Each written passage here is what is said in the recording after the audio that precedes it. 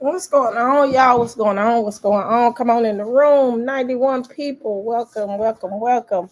Let me put my headphones on because I don't want to disturb the kiddo. We're in a shared space. I'm going to put my headphones on, Maddie. I ain't going to be long either, y'all. I got to hang out with kiddo. All right, y'all. Here we go. Since my channel is back, I'm back in business. Can y'all? AirPods are not connected. Can y'all hear me? Let me make sure. Hold on. Let me check something. All right. I'm connected to my AirPods. What's going on, beautiful people? What's going on? So, y'all, welcome back. Welcome back. I am back on. I'm back on. Let me go ahead and take care of a little housekeeping real quick so I don't have any problems. All right. Let me get to it.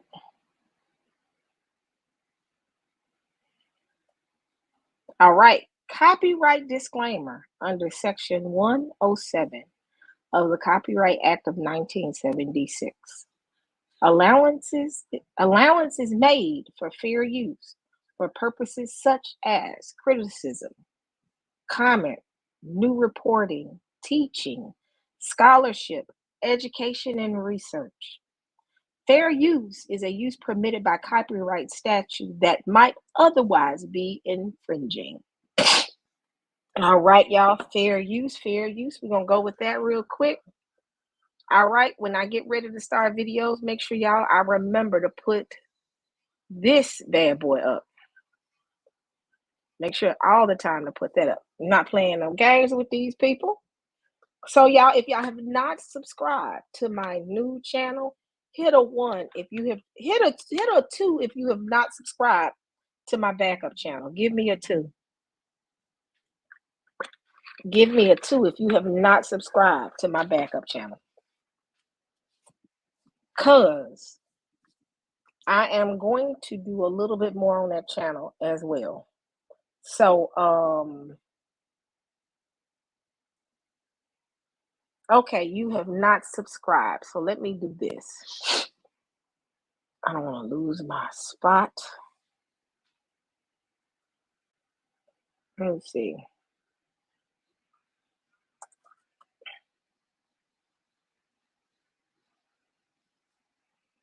Here is the backup channel.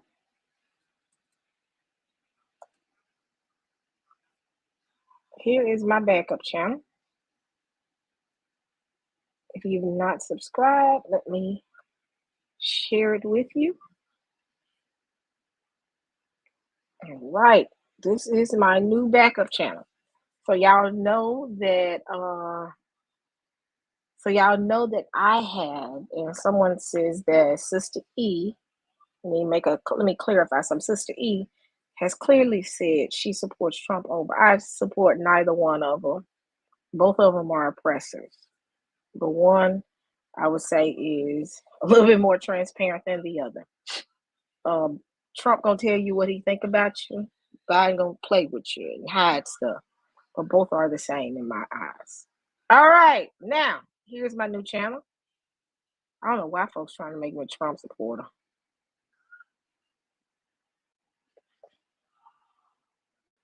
Here is my channel right here. So, and here's the link to the new channel.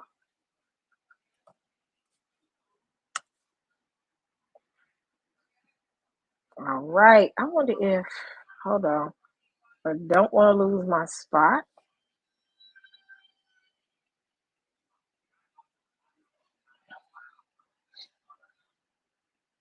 Hold on. Hold on, I wanna, come on, let me get to my comment section and let me pin it.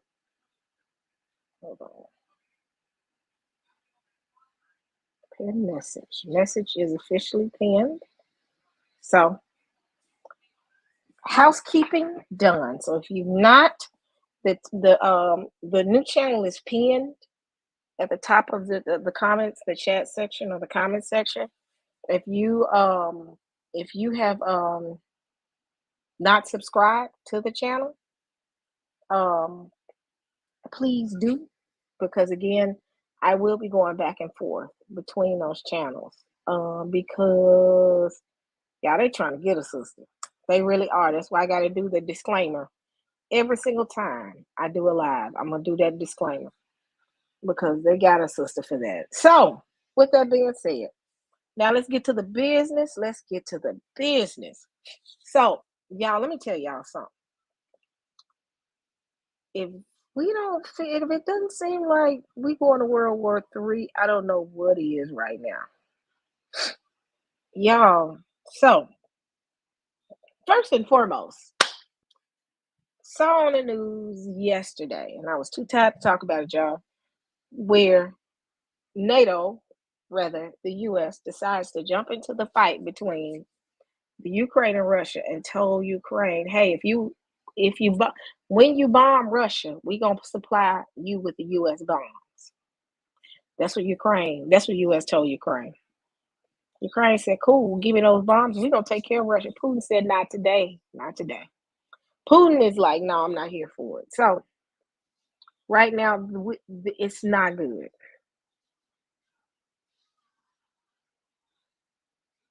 So I'm gonna play this video. Fair use, fair use, fair use. And let me do this because we're getting ready to play videos. And let me do my little ticker down here. Because they love to come for, they love. Let me go ahead and take care of that business real quick. So here we go, y'all. Fair use.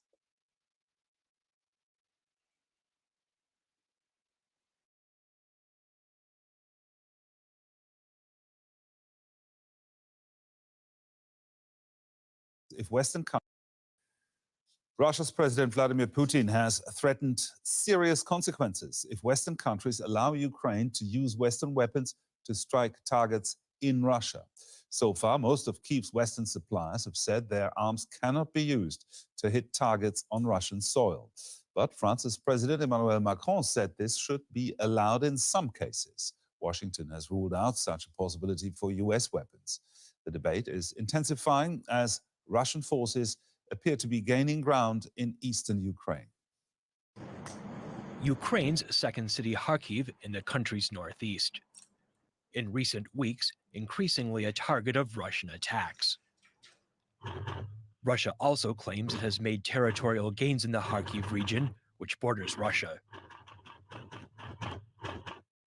Ukrainian President Volodymyr Zelensky has warned Russia is preparing an offensive against Kharkiv. He says restrictions on Western weapons are crippling Kyiv's ability to defend itself. They can fire any weapon from their territory at ours.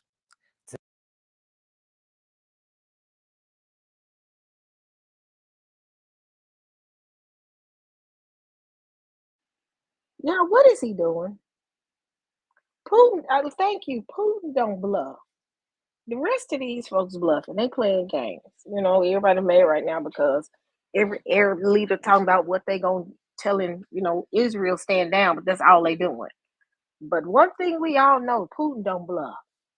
When he say he finna do something, rest assured he's gonna do it. And the US trying to get involved in this and NATO trying to get involved with this, they need to stay out of it. Because one thing Putin, seems like he's not afraid to press that button. And see, the difference in warfare in World War I and World War II and now is the accessibility of nuclear bombs. And this can turn into a nuclear war quickly now because everybody got bombs.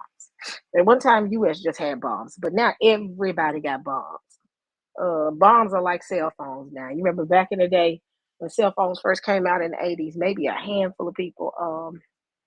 Memphis don't bluff either. But back in the day in the 80s, when cell phones first came out, only probably a handful had some. But now everybody got cell phones in hand. That's the same thing with these bombs. Everybody got them. So this can turn ugly quickly. So, yeah.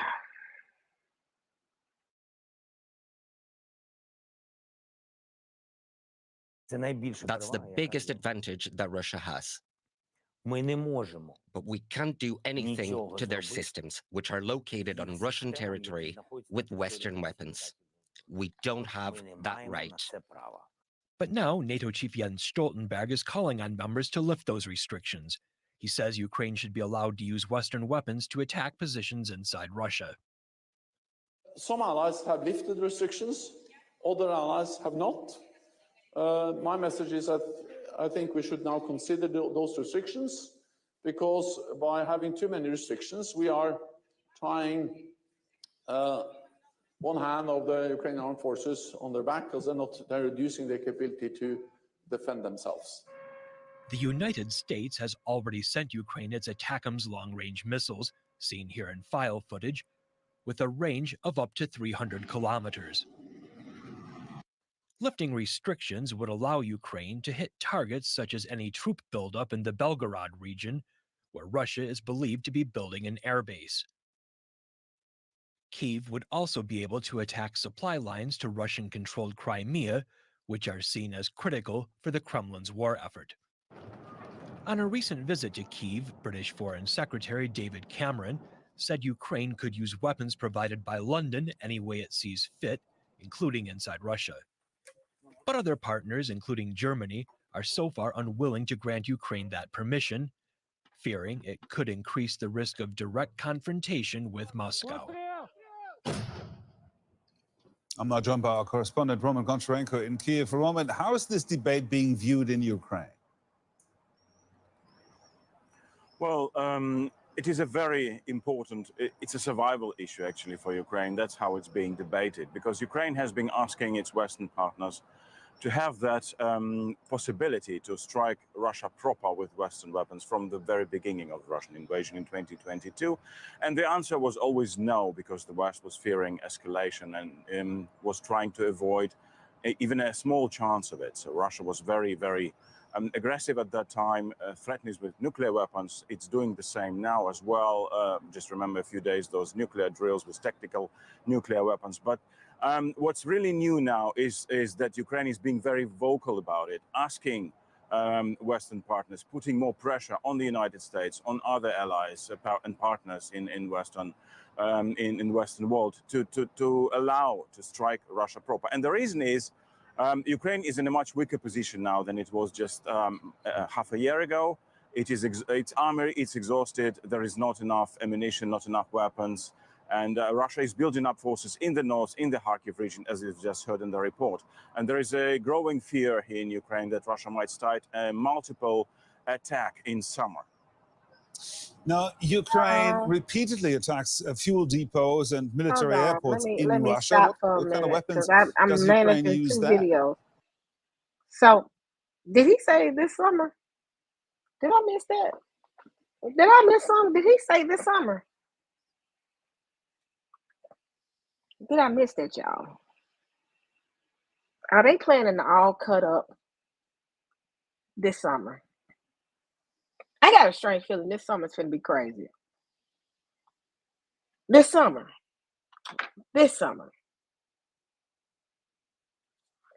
So,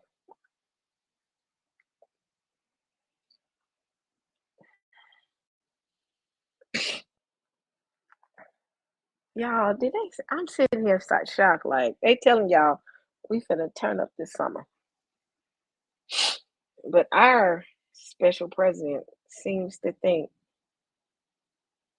that it's fine to go and wake up the monster. Putin, like, I'm not fooling with y'all. I just want Ukraine to stay out of it. Instead of U.S. saying, let y'all have it, Ukraine, we'll give you a little bit of support, but you got to stay on your own. U.S. is like, no, I'm going to fight the fight. Who will get impacted by this? Because guess what? They're going to run to their bunkers and try to hide. The citizens. They're going to run and hide to their bunkers. See, that's why they be making those calls like that, because they can run and hide. They can go and run and hide. Have you ever seen the movie have y'all been watching the show Fallout? The wealthy people that had a little bit of money were the ones that were able to go and hide in the bunkers, and the rest of the world had to fight and fend for themselves. And you had things called ghouls. It was so crazy. That show was crazy. I haven't finished watching it, but y'all, I can't. But I'm gonna finish. Y'all know I got to stop throughout the video so I won't get hit.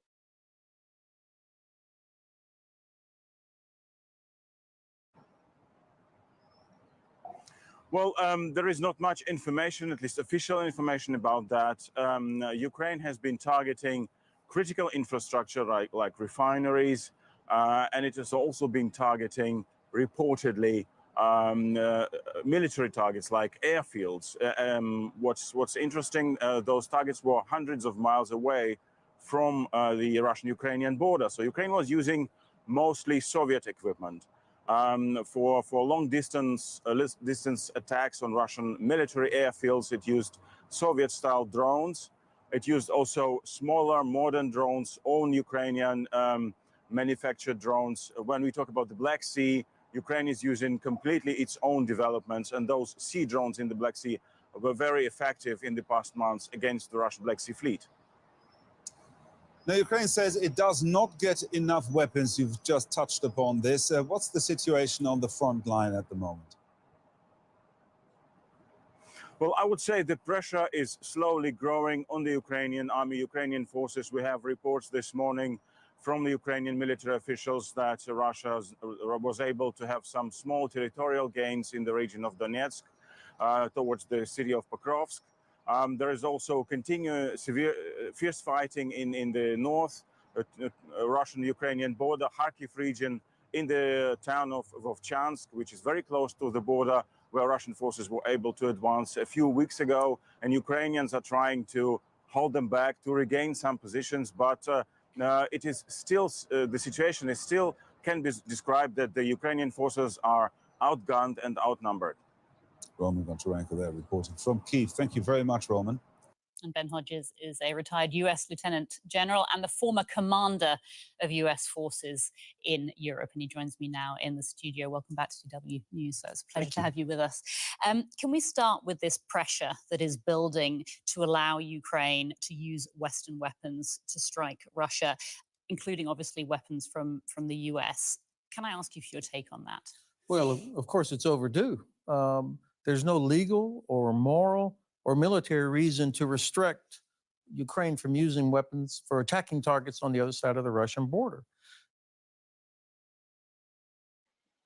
It's not the legal ramifications that everybody's like, no, don't do this. It's the warfare that's going to come out of this. See, what people don't realize is Russia is not one to play with. Just like China and U.S. trying to get into the China-Taiwan situation. Russia and China are not ones that throw their bluff card up. When they throw the card out, they throwing it out and they playing for keeps. The rest of these countries, they throwing bluff cards here and there. But Russia is not one that will play with you. And they keep on and they keep on and they keep on. And it's like, all right. So they've been using all drones and long distance warfare with their own stuff and some of the Soviet stuff. Now y'all throwing in Western weaponry.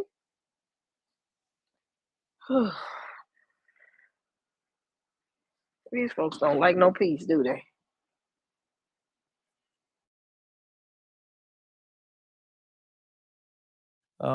And I think that there's a growing recognition among European leaders that if Ukraine fails, that Europe is going to be confronted with Russian attack against NATO countries. So it's much better to do this now rather than have to confront it down the road, which they will have to do. And there's also a humanitarian part of this. I mean, they don't want to be seen as standing by as every day Ukrainian civilians are murdered by Russian artillery strikes. So can and should the US give any ground here? Do you think that's likely? I think it's eventual. And that's the way this has gone the last 2 years, is because the administration, the Biden administration, which has done well on so many aspects of this, has failed the critical task of laying out the strategic objective. You therefore end up with policies that are not connected to an end state. And so it seems like the overriding concern is don't provoke Russia. And that's why we are where we are. And I think it's terrible policy, bad strategy. Which brings me very nicely to my next question, because of course, those who are... In my viewpoint, that's a great strategy. Don't provoke Russia. That's the strategy they need to stick by. We are not like our grandparents. Like in our grandparents' time, it's a little different. That's the best strategy. Do not provoke Russia. That's what we saying. Leave him alone. Let him do what he doing. Y'all keep going over there messing with him, and y'all keep messing with Putin. Putin is about their life. Y'all playing games. Don't you not heard that Putin does not have any problems with people enlisting into their army? I was listening to something. They said Ukraine is having a problem because they're in a deficit when it comes to people enlisting versus those that are either wounded or have been killed in war. Whereas it's like a penny in a bucket for Russia for the number of people that have been killed in the war, and the number of people that are enlisting. They don't have that problem. Russia don't have that problem. So right now Ukraine can't hang, and they're having a hard time right now. But we shall see. Oh, shoot. The use, because they see how we hesitate, we deter. Zero chance that they would use a nuclear weapon because there's no benefit. All might lead to. How seriously should that be taken?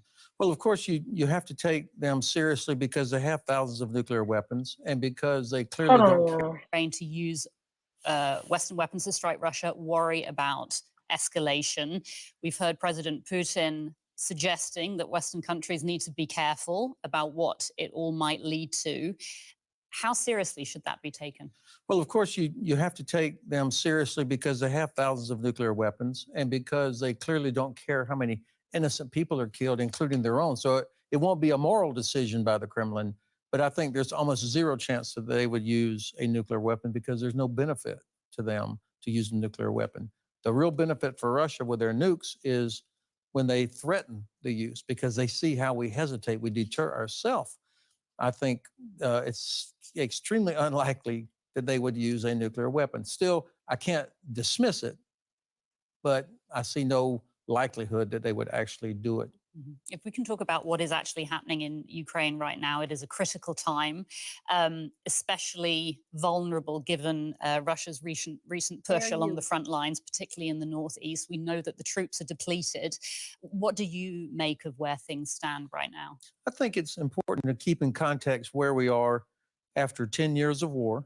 With Russia having every advantage, they still only control about 19% of Ukraine.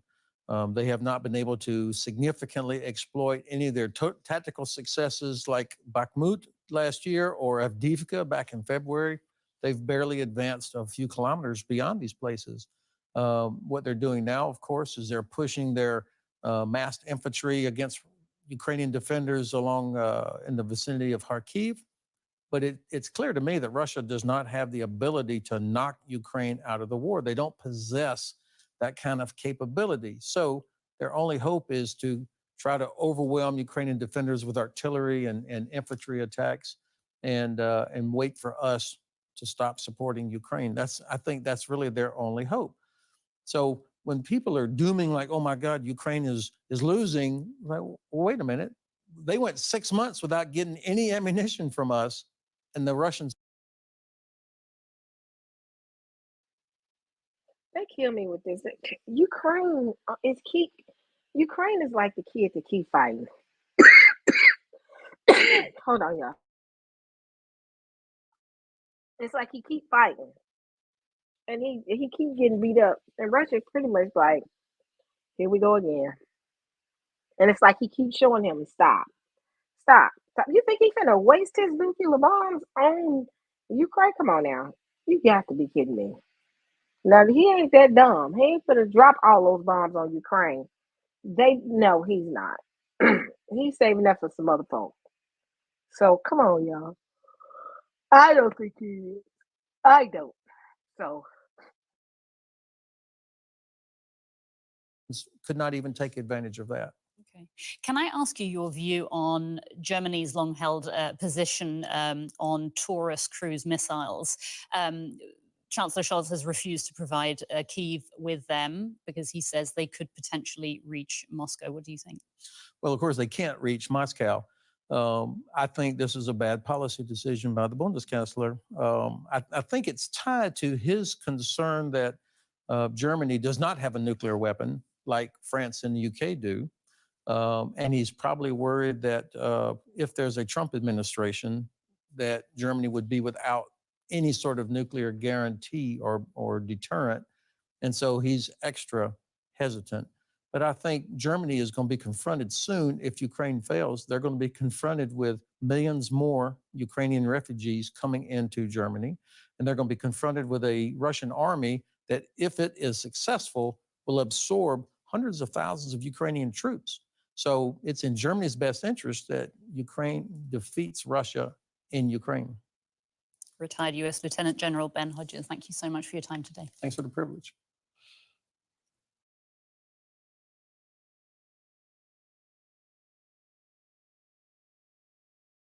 Stacked in boxes filled with moments.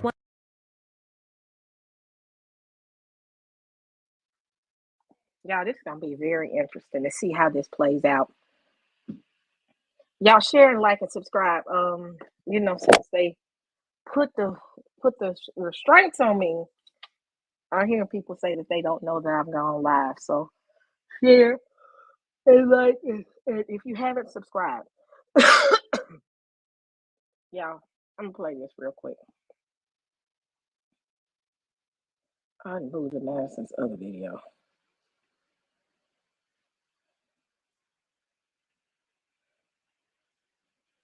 Fair use.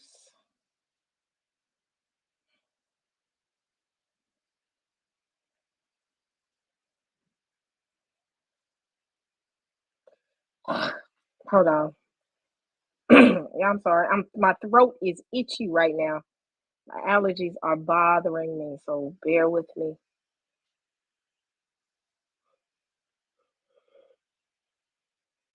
Fair use. Just in, folks, the US President Joe Biden. What is going on? Hold on, y'all.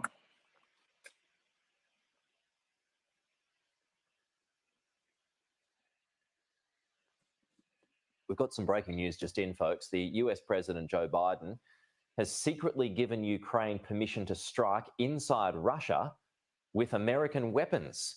Mark Stone, following the story from Washington now.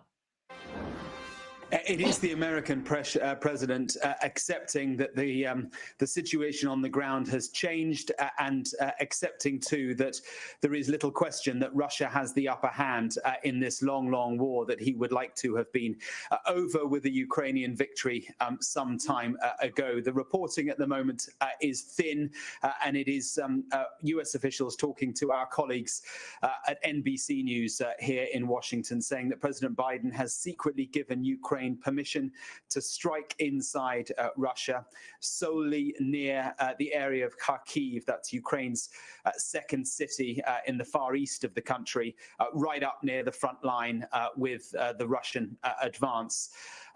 That is the only detail we've got at the moment, but it comes after an interesting statement that Antony Blinken, the US Secretary of State, made just yesterday when he was in Moldova talking about Ukraine. And he said that one of the hallmarks of our support for Ukraine for more than 2 years now has been to adapt. He said, as the conditions have changed, the battlefield has changed, as what Russia has done has changed, we have adapted, adjusted, and I'm confident we will continue to do that. Well, what this is, I think, is precisely that. It is adapting to a fast-changing situation on the ground. It is now approaching the height of summer in Ukraine. That is the best time for Russia to be able to advance. It is also the best. For some reason, I can't get it to go to full screen, but y'all, he secretly had a conversation with Ukraine and said, we give you permission. Biden opening his decrepit mouth, submitted and kicked in, and now he having secret meetings that the world knows about. Y'all, I can't. I'm sitting here, I'm watching this, and I'm like I said, we've been saying that the summer is going to be real interesting. Thank you. It's no longer a secret. This summer going to be real interesting. It's not Russia and U.S., China and U.S., Iran and U.S. What's the problem with the entire conversation? U.S. in the middle of all this stuff. Not to mention the U.S. against the U.S. This is, man,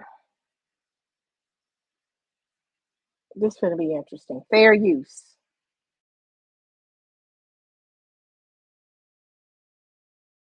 Best time weather-wise for Ukraine to be able to try and push back. Of course, Dominic, the dangers of this and the reason why hitherto the Americans have been very reluctant to provide Ukraine with weapons that would enable them to attack far inside Russia itself is simply that would potentially give the Russian president the ability to claim that America is attacking Russia proper. Two nuclear powers, the stakes would be very, very high. But this is certainly a very big decision. It's being described as secret. It's hardly secret now. A very big decision by the American president. He's talking, as I say, about areas around Kharkiv. Remember, the front line is very close to that, to the east of the city itself. The Russian border is only 30 or so miles to the north of Kharkiv.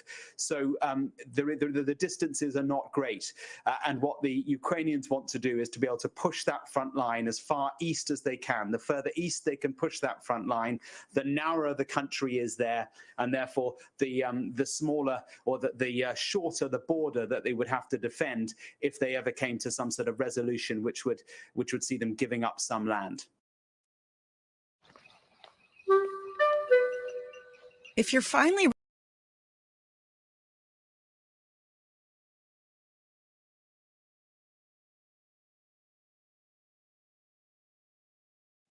Y'all,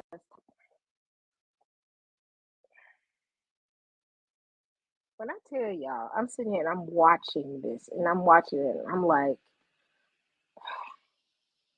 what are they thinking?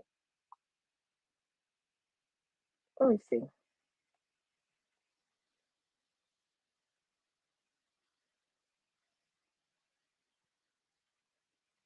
I have to go to my ear, nose, and throat specialist for them to, I guess, to finish up on doing what they're doing with this issue. The reason I'm coughing, only reason I'm coughing today is because I was cleaning and stuff and dust all over the place. But y'all, I'm gonna tell y'all something.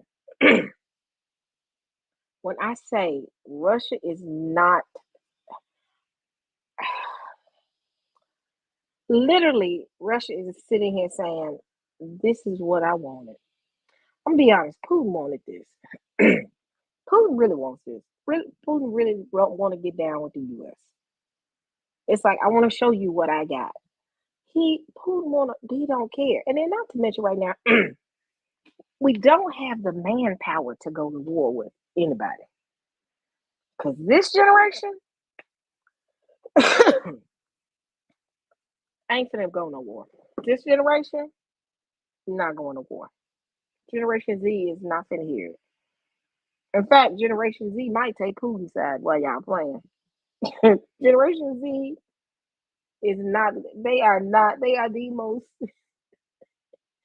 I'm not saying they not loyal, but they not finna fight. And they're gonna have a real problem with Generation Z. Generation Z finna ask you why.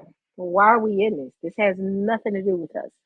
No, I'm not fighting. No, thank you. This is not my fight. This is your fight. What does Ukraine have to do with us? We don't have any money. Wait a minute. It costs. We can't even find jobs. Why are we? Generation Z want to know everything. They want a clear understanding. They want the mission and the purpose. They want a timeline. Why are we here? They want to know what the end result is going to be. If the end result doesn't make sense to them, they are not showing up to the party. They not. And then you threaten them because they're going to see the logic behind it. They're going to say, go to war and potentially die, or go to jail and be with all my friends because ain't nobody going anyway. And y'all ain't got enough jails for all of us. A couple of years in jail. Which one am I going to choose? They're going to choose the latter. They're going to choose the latter. Generation Z is not going. Generation Z that's the generation with passports. They will get down on y'all. They will find a way they will get ghost. Oh yes, definitely flee. And they don't have a problem about leaving. So you draft them if you attempt to do a draft. Generation Z gonna show you what they about. Generation Z stand on business. They not finna go for real. You think they finna go to war? No. So we ain't got the head count. So they gonna go get these old heads, the millennials and early Generation X. Generation X got knee problems, back problems, neck problems. My generation ain't finna fight no war. We tired. We just trying to make it. And then millennials definitely not going.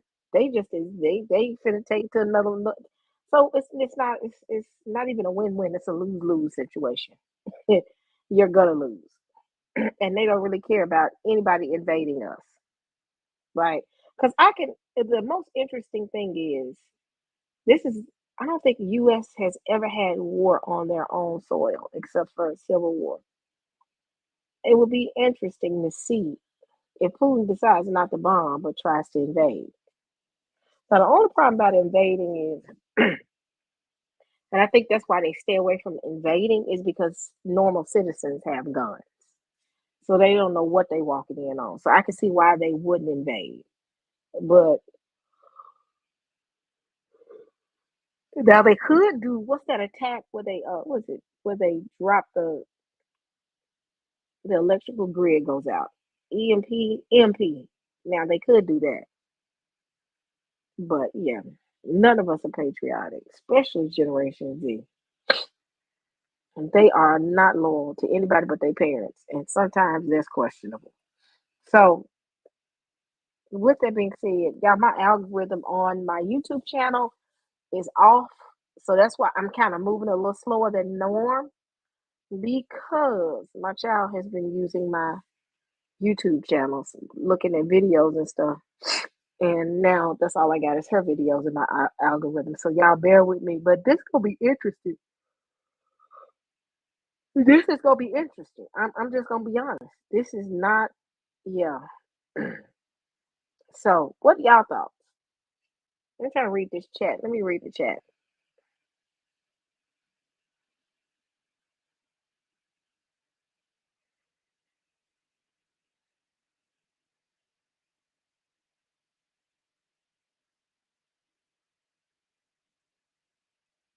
Yeah, they not going. They not going. They definitely not going. So next on the news, Mr. Trump. Y'all ready to talk about Trump? Now I've heard people think that now that's another problem that the U.S. is gonna have. U.S. is divided right now. U.S. is the most divided that it has ever been. U.S. has been divided. They hadn't been divided like this since the Civil War. And you got these parties fighting to get a spot. You got the Republicans and the Democrats. So they dropped charges on Trump. They put charges on him. 34 counts of financial misconduct, whatever, however you want to put it. He got a felony charge. The crazy thing is, he can still run for president though, which doesn't make sense to me, because y'all did all this fighting and wasted all y'all energy and your time coming after Trump. And if we know it as citizens, y'all should know as well that if y'all convict him or charge him, he can still run for president. And what you're doing is stirring the pot, because you're pissing off the Trump supporters and creating more and more division. And before you know it, it'll end up being, and that would be crazy if it's an external war with the external powers like Russia and China. But in the middle of that, in the U.S., there's a civil war. That would be crazy. And this Trump situation got these folks mad. I was definitely thinking about let me play this for you.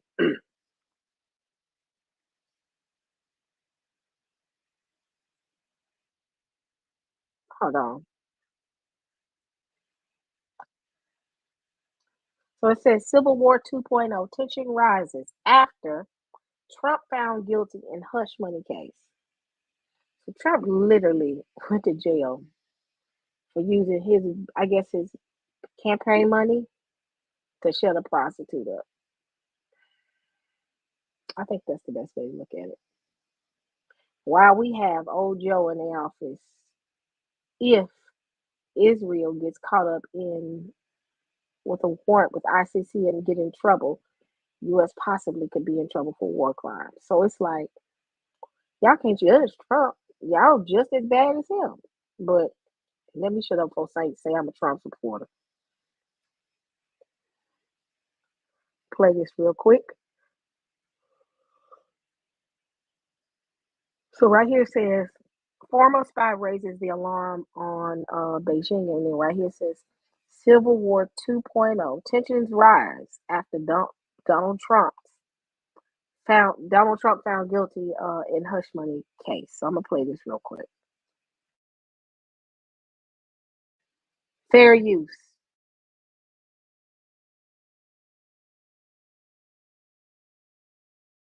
Things that he revealed that might tell me about things that he revealed that might give us a better indication regarding the prospect of war over the next few years, i.e. China's intentions with Taiwan, conflict with the US?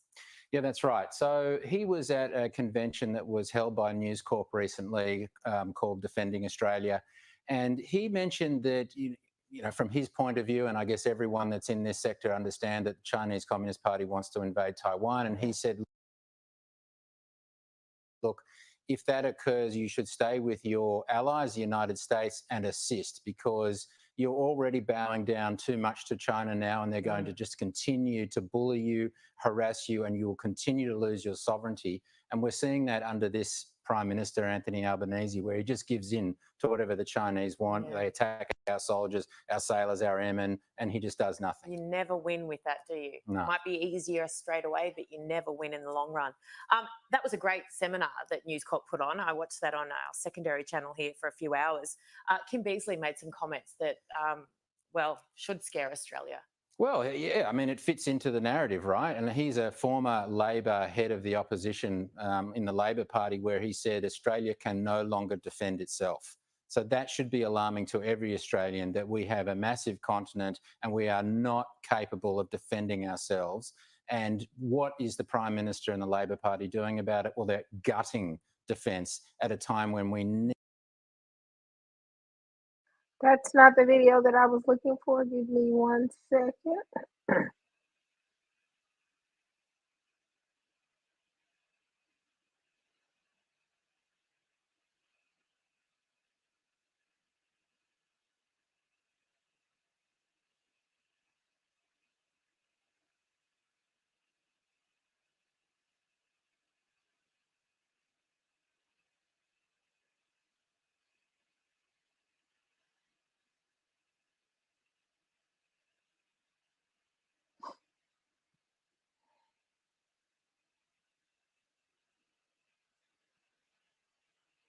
Hold on.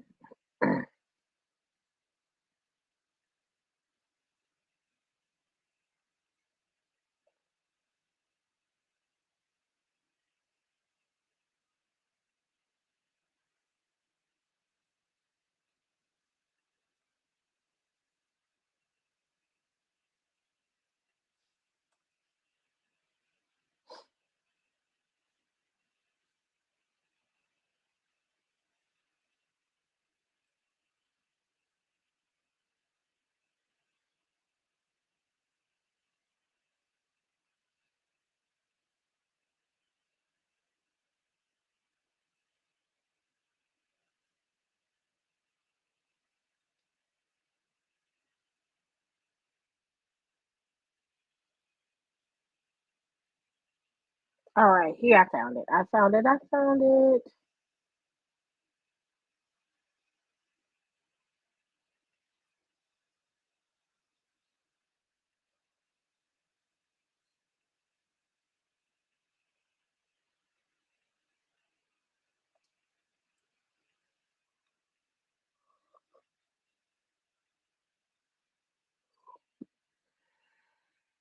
Fair use. Trump is already facing multiple trials next Now, year. this He's is an staring old down video now. 78. Now, this is an old video, but they are talking about the outcome of Trump getting in trouble, how this could lead to civil war. In 3 different jurisdictions. And another indictment of the former president is expected as early as this week in Fulton County, Georgia. Several witnesses, including the state's former Republican lieutenant governor, have now indicated that they have been called to testify before a grand jury on Tuesday. And in Washington, D.C., Jack Smith, the DOJ special counsel, has asked for a trial of Trump over the crucial election case to begin on January the 2nd, less than 5 months from now. So what happens if Trump is convicted and sentenced to prison, especially this side of an election? What will his supporters do? My NBC News colleague Vaughn Hilliard asked one of them at a rally in New Hampshire on Tuesday.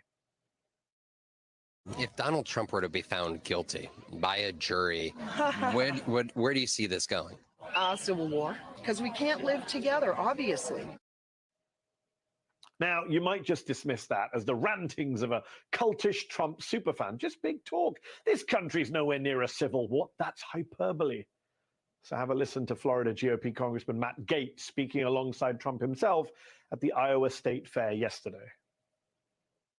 I cannot stand these people that are destroying our country, that are opening our borders, that are weaponizing our federal law enforcement against. Now, one thing they should know about Trump supporters, they about their life.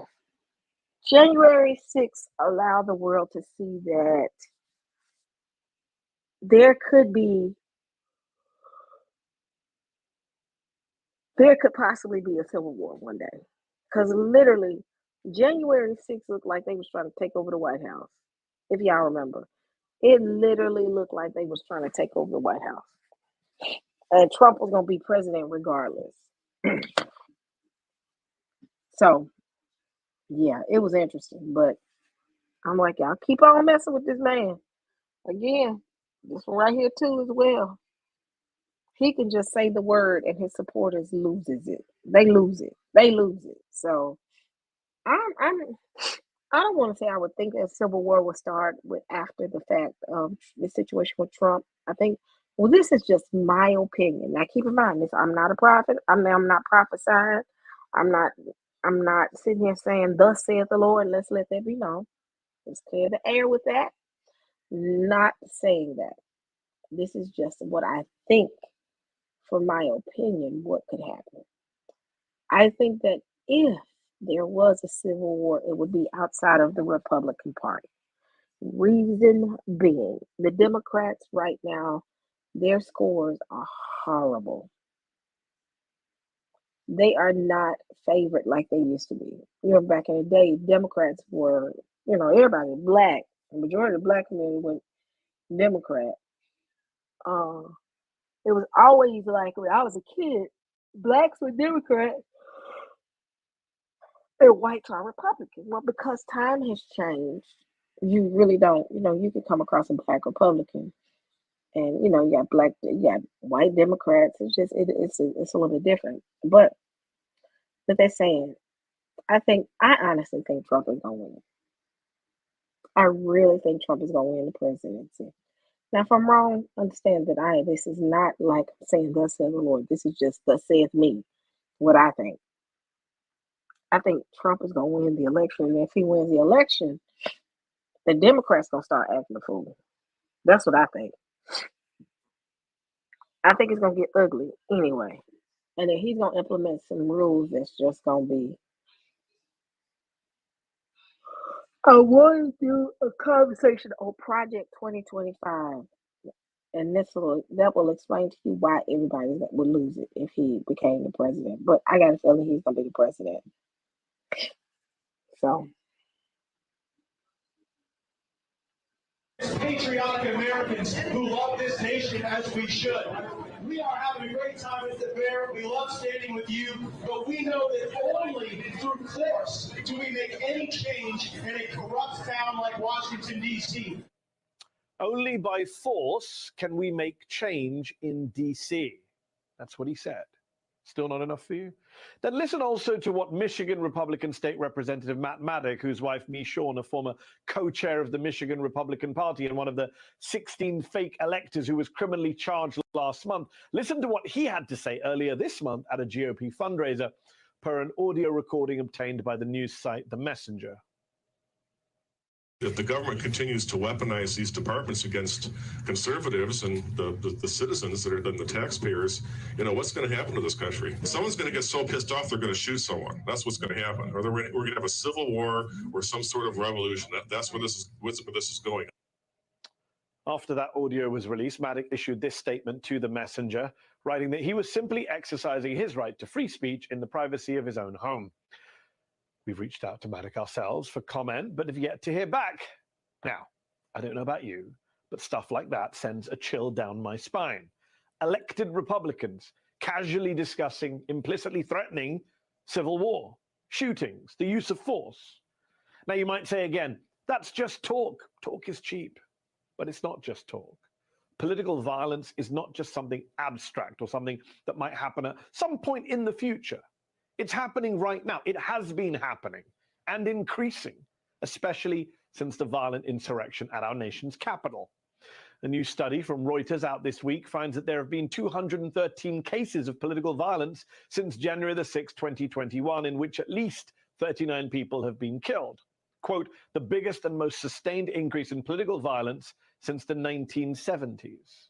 These incidents of political violence began rising in 2016, you'll be shocked to hear, around the time of Trump's first run for the presidency. It's Trump supporters who are pushing the civil war narrative, and it's largely Trump supporters engaging in the political violence and domestic terrorism. In fact, we know that 3 Trump supporters have been killed in clashes with law enforcement on or since 1/6. There was Ashley Babbitt, the woman who was shot and killed by a Capitol police officer during the January 6th riot as she tried to force her way through a barricaded door that was protecting members of the House from that mob. Babbitt, an Air Force veteran from California, was an ardent Trump supporter. Her social media pages were devoted to celebrating the then president. Since her death, Trump has praised Babbitt, calling her a, quote, innocent, wonderful, incredible woman. Then there was Ricky Schiffer, the man from Ohio who was killed by police after he fired a nail gun at a Cincinnati FBI building shortly after the Bureau executed a search warrant at the ex-president's Mar-a-Lago residence last summer. Now these folks done lost it. So foreign powers are looking at this. Foreign powers are looking at this. It's such a time as this. They've been waiting for it. And we're here now. We're here now where there's warfare within the borders of this country. So it's going to be interesting to see how this plays out. Summer.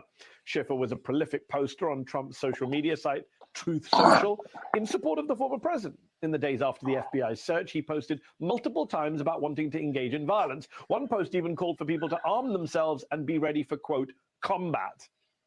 And then there's Craig Robertson, a Utah man who was shot and killed during an FBI raid earlier this week.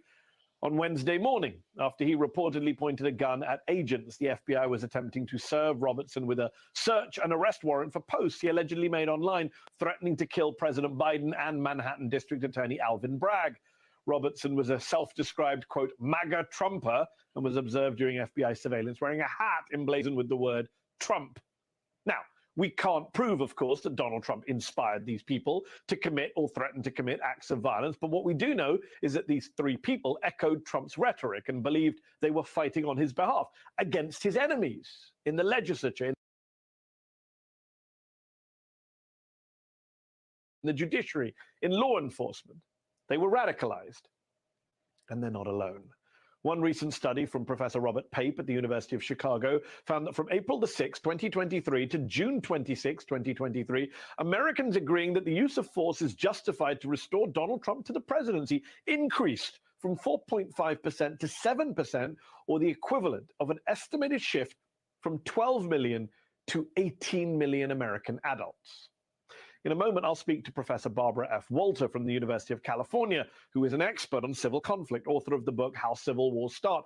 She says we are closer to civil war than any of us would like to believe. So is it any wonder that on Friday, during a hearing regarding a protective order in the DOJ's election interference case against Trump, Judge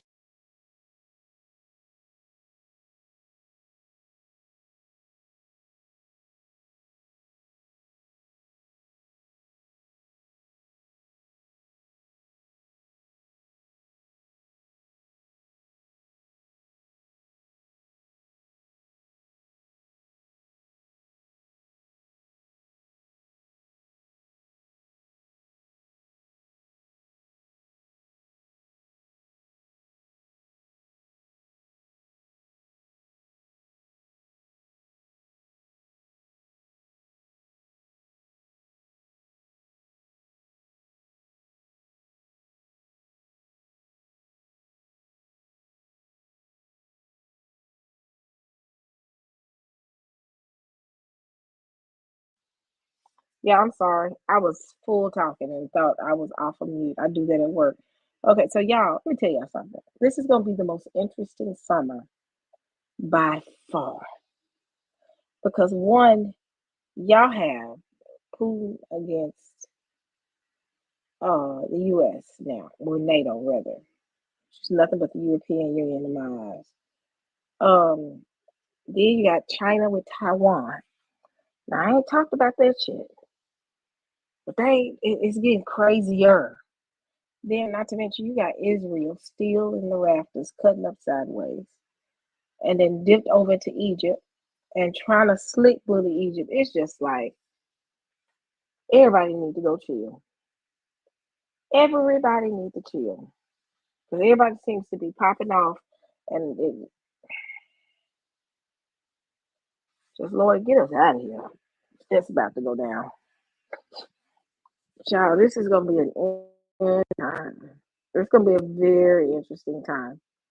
I'm gonna try and stretch this out. I want to talk about China and Taiwan, but not for this segment. I don't think. Let me see. Let me finish this video. Tanya Chutkan issued a stark warning to Trump about witness intimidation. Chutkan told the ex-president's attorneys that even, quote, arguably ambiguous statements could be considered an attempt to, quote, intimidate witnesses and would therefore trigger the court to take action. She's clearly worried, and we all should be. I mean, can you imagine if any other presidential candidate in recent decades, Bush, Obama, Clinton, Romney, Biden, had multiple supporters using their candidate's language, being violent and threatening, getting killed by law enforcement while attempting violent crimes? Those candidates' campaigns would have been over before they began. But with Trump, we shrug. We accept it as just the way things are now. We should not. We cannot. We have to call it out. We have to condemn the violence and the incitement of violence. We have to take steps to prevent it from escalating out of all control. The threat of civil war, of domestic conflict, is no longer hyperbole. And so we just cannot afford to normalize political violence and the threat of political violence in this country just because Donald Trump benefits from it and the Republican Party seems totally fine with it.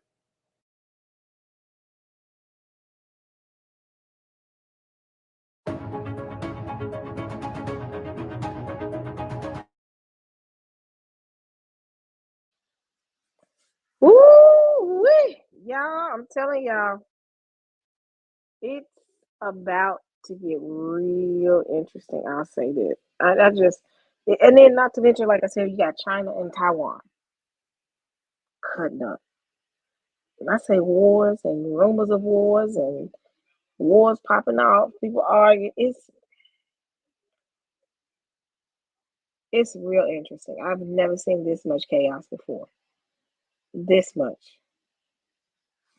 Oh, you didn't know about what's going on with? Okay, I'm gonna sneak this on in real quick. Somebody said they ain't know about what's going on with Israel and Egypt. Let me show y'all. I heard Egyptians, prime minister is a little scary. That's what I've heard.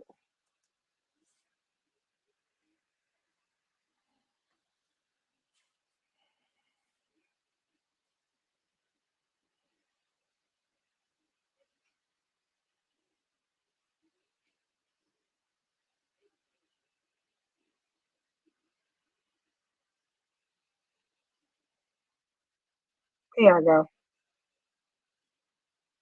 I'm finna share with you something.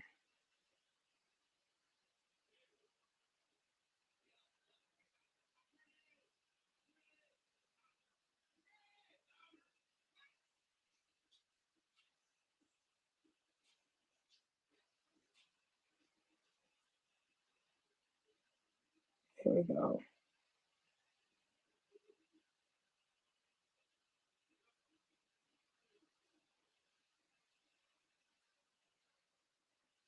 Israel has been expanding its military operation both in central and western Rafah.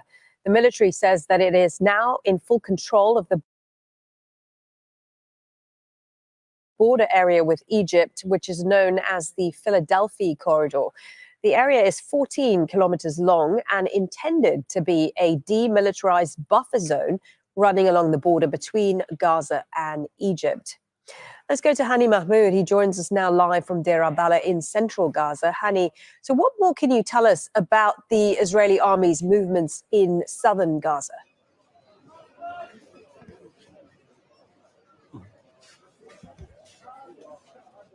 Yes, well, just judging it from the patterns of attacks and the movement of the Israeli military and its occupying forces on the ground along the eastern part of Rafah city, that's near the border, as well as the Egyptian Rafah border, that's the Philadelphia corridor, all the way the 13 kilometers from the eastern part all the way to the coastal road. That's the area the Israeli military.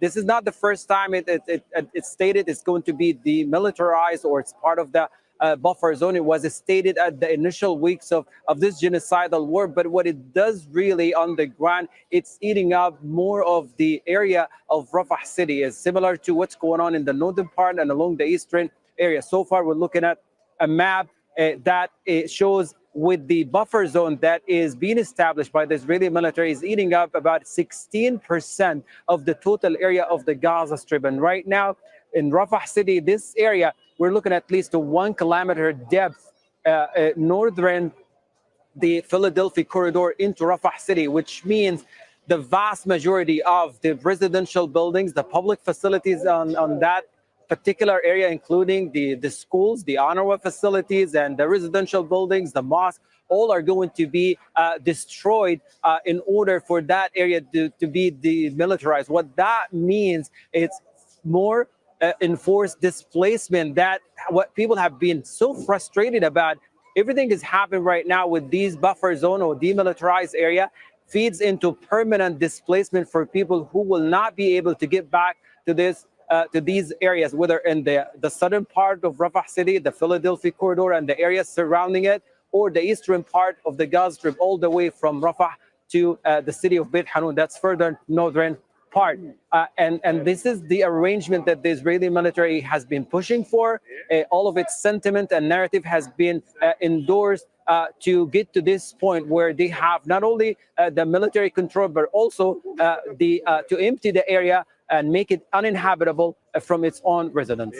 Right, Hani, as you've been describing, what is the biggest dilemma for people to escape the fighting is they're now being forced to leave the south and return back to the north.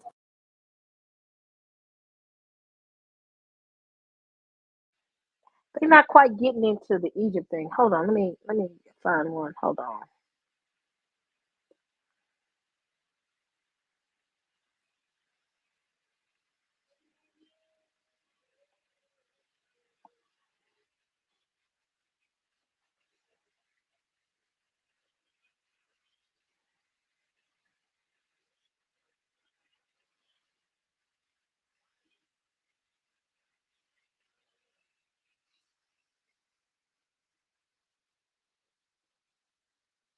Hold on, y'all. 1 second. So y'all, my algorithms are off right now. Hold on.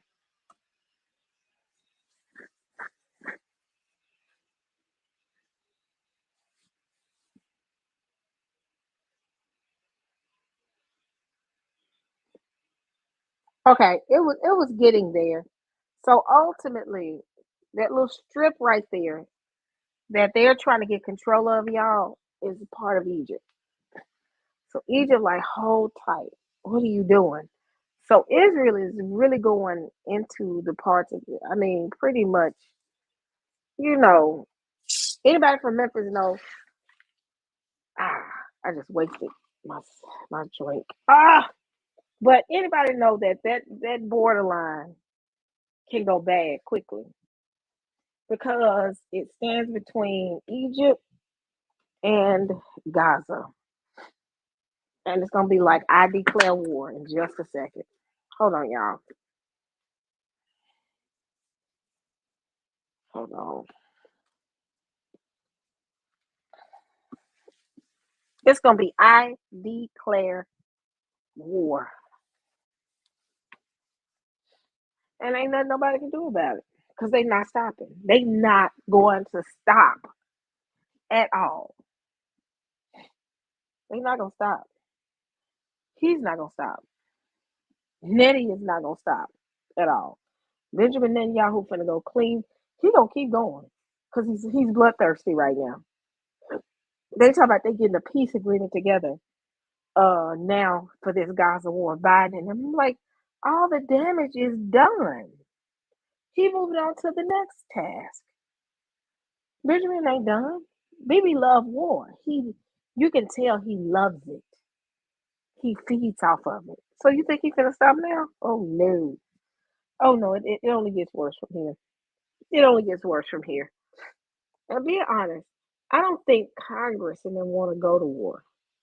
They want to chill, keep getting their little lobby money and living their best life. But these pop-up wars keep coming up, and they got a president that want to be in everything. So